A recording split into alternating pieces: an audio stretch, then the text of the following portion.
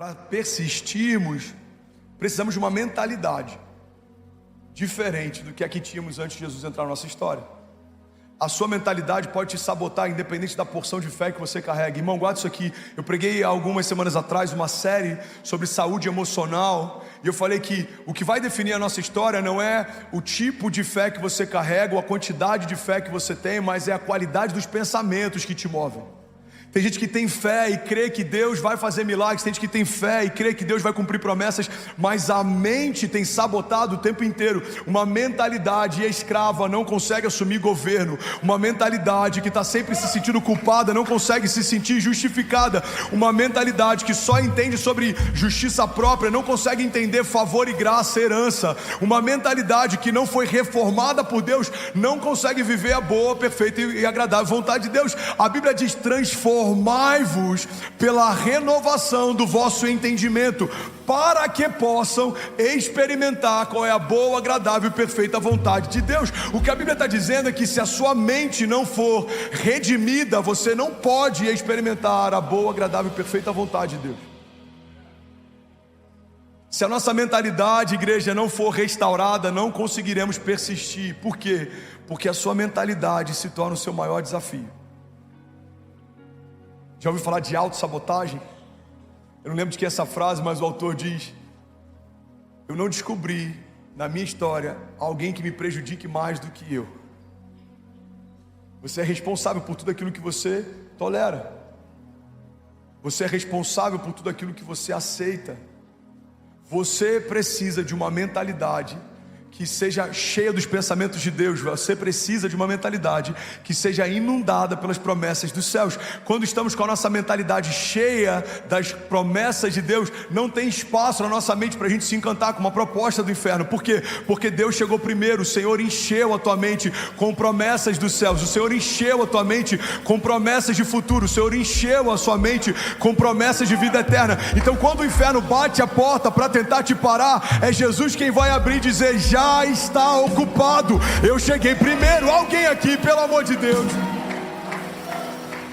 A gente olha para o povo no deserto, eles viram Deus livrando eles das mãos de Faraó, Deus removendo eles de um período de escravidão, Deus abrindo o mar para eles passarem, Deus suprindo a fome deles com pão que caía do céu. Eles viram Deus estabelecendo uma nuvem de fogo para aquecê-los à noite, Deus estabelecendo uma coluna durante o dia para livrá-los do sol escaldante. Eles viram o livramento de Deus todos os dias. Mas a Bíblia diz que quando eles estão diante da terra prometida, eles têm medo dos seus inimigos.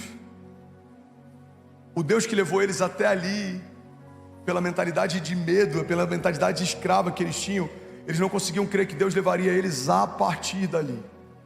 Olha que interessante, irmão. A gente olha para essa história do povo no deserto, a gente vê de um lado o povo no deserto com medo dos inimigos, a gente vê do outro lado os inimigos do povo no deserto com medo deles. Pega isso aqui. Números 13, 33 diz assim: éramos aos nossos olhos como gafanhotos, e assim também éramos aos olhos dos nossos inimigos. Eles estão dizendo assim: a gente era como gafanhoto em relação aos nossos inimigos. Eles nos viam como pequenos, os nossos inimigos nos viam como fracos. Nós olhávamos para eles e víamos eles como gigantes, como homens grandes, fortes, poderosos. Agora, olha o que a Bíblia diz do outro lado. Do outro lado, aqueles que estavam sendo temidos pelo povo de Deus, na verdade estão temendo o povo de Deus. Raabe diz assim, Josué 2:9: eu sei que o Senhor deu a vocês essa terra, e vocês nos causaram um medo terrível, e todos os habitantes dessa terra estão apavorados por causa de vocês, pois temos ouvido como o Senhor secou as águas do Mar Vermelho perante vocês quando saíram do Egito, e o que vocês fizeram a leste do Jordão com Seom e com Og, os dois reis amorreus que vocês aniquilaram. Quando soubemos disso, o povo desanimou-se completamente, e por causa de vocês todos perderam a coragem, pois o Senhor, o seu Deus, é Deus em cima nos céus e é Deus embaixo da terra. Alguém pode dizer glória a Deus por isso? Irmão, vem comigo aqui. O povo está com medo de entrar na terra prometida, porque os gigantes que estavam lá eram fortes mais. Agora, do outro lado, o povo que estava lá sendo temido está dizendo: quando soubemos que o povo de Deus estava vindo em nossa direção, desanimamos, porque sabemos que o Deus de vocês abriu o mar para vocês passarem, que o Deus de vocês aniquilou exércitos inimigos que enfrentaram, que o Deus de vocês guardou vocês no deserto. Então, irmão, guarde isso. É possível que os nossos gigantes acreditem mais nas promessas que a gente carrega do que nós mesmos. Você sabe por quê que eu posso falar com plena convicção que o inferno acredita mais nas promessas de alguns aqui do que você mesmo acredita nelas? Você sabe por quê? Porque ele se antecipou para parar você antes de você começar. Isso significa que ele acredita que é real o que Deus prometeu. Pastor, mas por que você acha que o inferno acredita mais do que eu? Porque se você acreditasse como o inferno acredita, que Deus é poderoso para cumprir o que prometeu, você não estava murmurando, você estava se movendo, você não estava em dúvida, você estava crendo. Os nossos inimigos sabem, se Deus disse que vai acontecer, Ele é fiel e justo para cumprir o que prometeu. Precisamos ter esse mesmo nível de fé, irmão, guarda isso. Deus não é homem para que minta, nem filho do homem para que se arrependa. Acaso Deus faria para você uma promessa que não tem o intuito de cumprir? Se Deus disse que vai acontecer, Lagoinha, alguém declara isso com autoridade, diga, já aconteceu. A mentalidade, vamos, se for para Jesus você pode fazer melhor. Aleluia.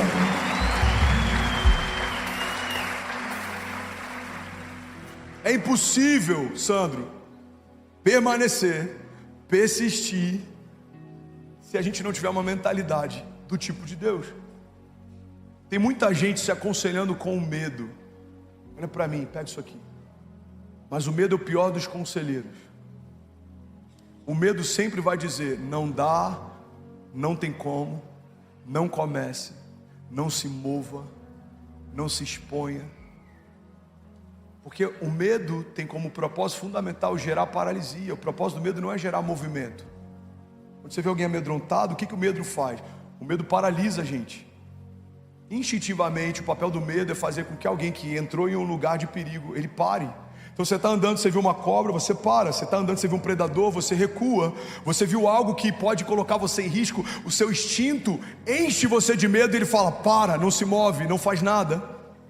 Só que o medo tem uma função protetiva, ela não tem uma função de envio, o medo não tem uma função de destino, o medo não tem uma função de mover, o medo não tem uma função de movimento. O medo não vai aconselhar você a se mover ou sair do lugar. O medo sempre vai dizer, não tente, não comece, não se lance, não se exponha, não faça, não creia. Mas a palavra de Deus diz que nós não nos movemos mais por aquilo que vemos, mas por aquilo que cremos. Então, ou o medo é quem aconselha você, ou o Deus que te prometeu é quem vai mover você. Se Deus disse que vai acontecer, o salmista diz, mesmo que eu ande por um vale de sombras e morte, mal nenhum eu temerei, porque tu, Senhor, estás comigo. Podem 1000 cair ao meu lado, 10.000 à minha direita, mas eu não serei atingido. Alguém comigo aqui, pelo amor de Deus. Aleluia. 2 Coríntios 5,7 diz, vivemos por fé e não por aquilo que vemos. Os nossos olhos naturais sempre vão nos sabotar. Os nossos olhos naturais sempre vão dizer se é possível ou não, segundo uma medida natural. É grande demais, é caro demais, é difícil demais. São muitos...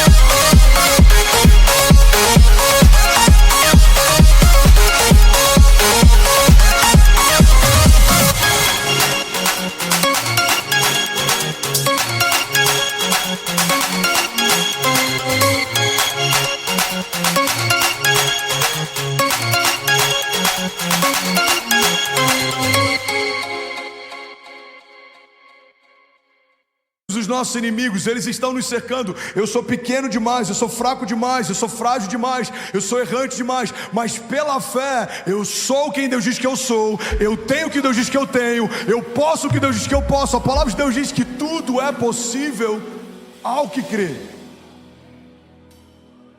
Tudo é possível ao que crê.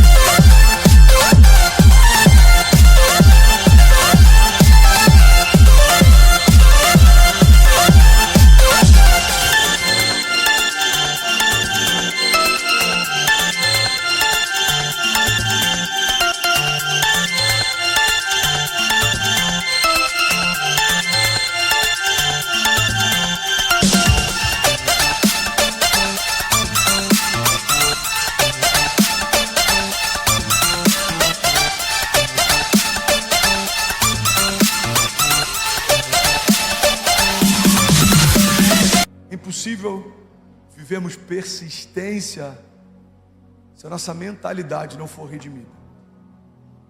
Guarda isso aqui em nome de Jesus. Tem muita gente se aconselhando com medo, mas o medo é o pior dos conselheiros. Antes de você perguntar para o medo se dá ou não dá, pergunte para o Deus da sua história se é da vontade dele ou não é. Eu bem sei os pensamentos que eu tenho a vosso respeito, diz o Senhor. Pensamentos de paz e não de mal, para te dar o fim que você deseja. Tudo bom? Você acabou de assistir uma mensagem aqui do nosso canal. Eu tenho certeza que ela te edificou e que ela vai gerar algo novo em você. E a gente separou mais 2 vídeos. Eu quero deixar essas indicações aqui para você continuar queimando com Jesus. E eu quero muito te fazer um pedido também. Se essa mensagem te edificou, comenta aqui embaixo, segue o canal, me ajuda a compartilhar para que mais pessoas sejam tocadas também. Deus te abençoe.